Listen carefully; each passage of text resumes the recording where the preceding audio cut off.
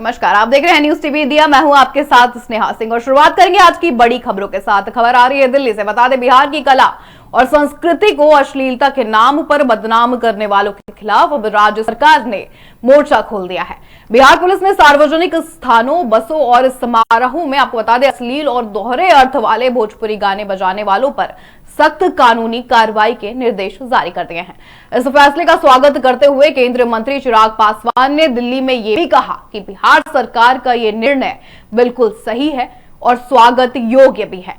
चिराग पासवान ने यह भी कहा कि भोजपुरी भाषा बेहद समृद्ध है, लेकिन कुछ लोग सस्ती लोकप्रियता के लिए इसमें अश्लीलता घोल रहे हैं, जिससे समाज और खासकर महिलाओं पर बुरा असर पड़ता है। उन्होंने जोर देकर यह भी कहा कि बिहार की पहचान को उसकी गरिमा के साथ जोड़ा जाना चाहिए, न कि अश्लील गीतों के साथ। पुलिस के इस नए आदेश के बाद अब बस स्टैंडों और बता दें सार्वजनिक समारोहों में गानों की भाषा पर प्रशासन की पैनी नजर रहेगी।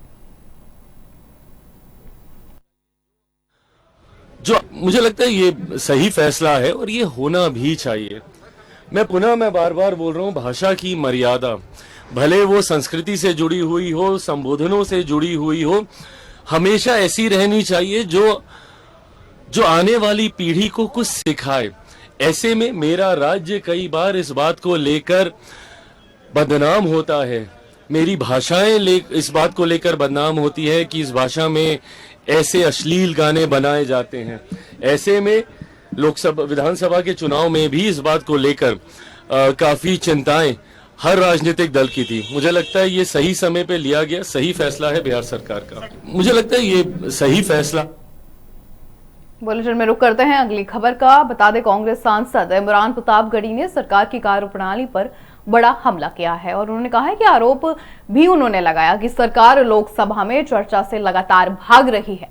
उन्होंने कहा कि अगर सरकार ये सोचती है कि वह लोकसभा को दरकिनार कर सिर्फ राज्यसभा में जवाब देकर बच जाएगी, तो ये उनकी बहुत बड़ी भूल है। उन्होंने ये साफ कहा। उन्होंने आगे ये भी बोला कि समूचा विपक्ष राज्यसभा में सरकार से जवाबदेही मांगेगा और ये सवाल पूछेगा कि आखिर सरकार लोकसभा में जवाब देने की हिम्मत क्यों नहीं जुटा पा रही। उन्होंने इस संसद के सम्मान और लोकतांत्रिक मर्यादाओं का हनन भी करार दिया है।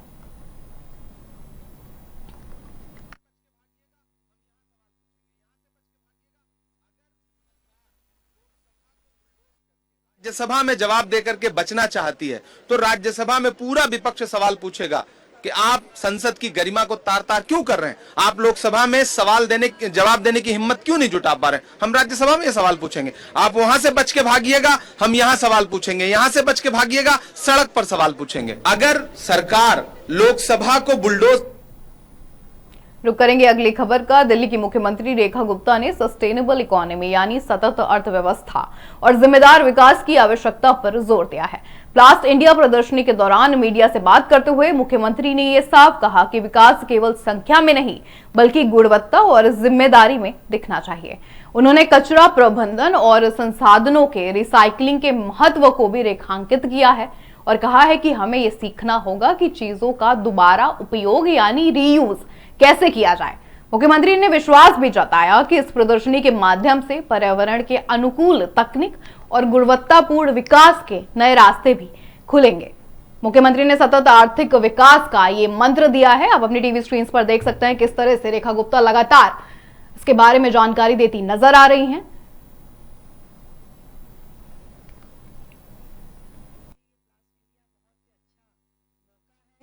तो हम सस्टेनेबल इकोनॉमी की बात करते हैं, जहां आपको इस तरीके का डेवलपमेंट चाहिए जो रिस्पॉन्सिबल डेवलपमेंट हो, रिस्पॉन्सिबल ग्रोथ हो।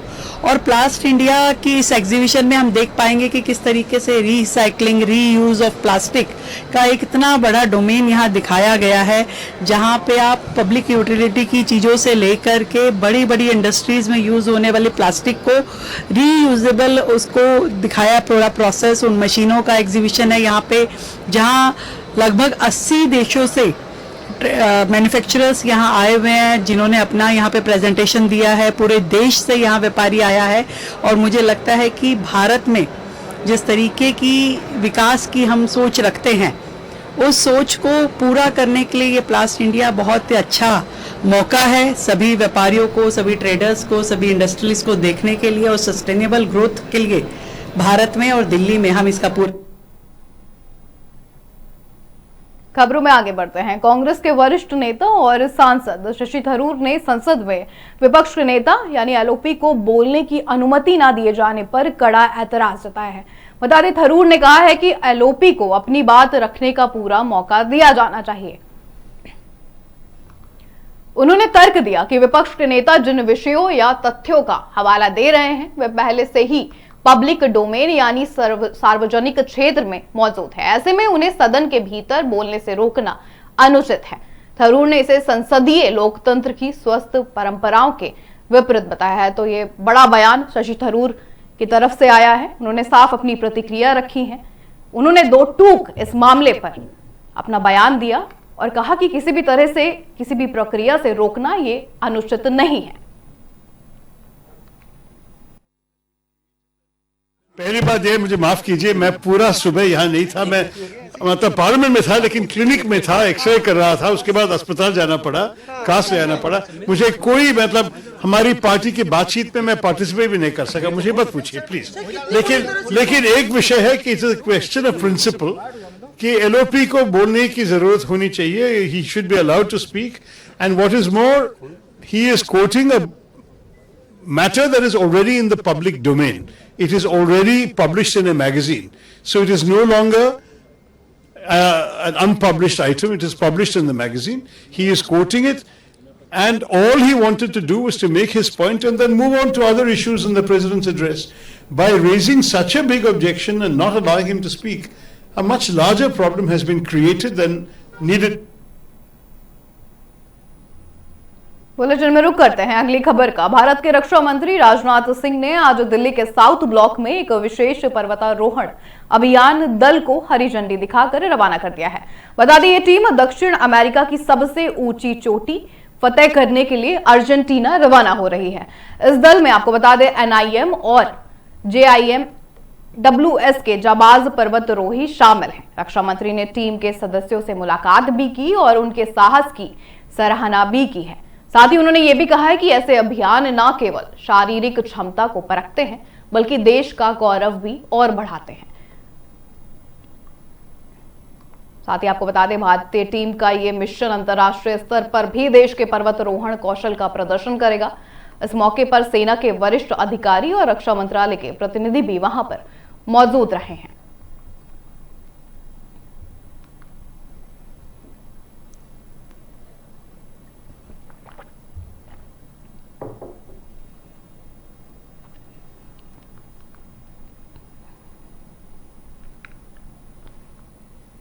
आप अपने टीवी स्क्रीन पर देख सकते हैं किस तरह से राजनाथ जी भी सभी की सराहना करते नजर आए।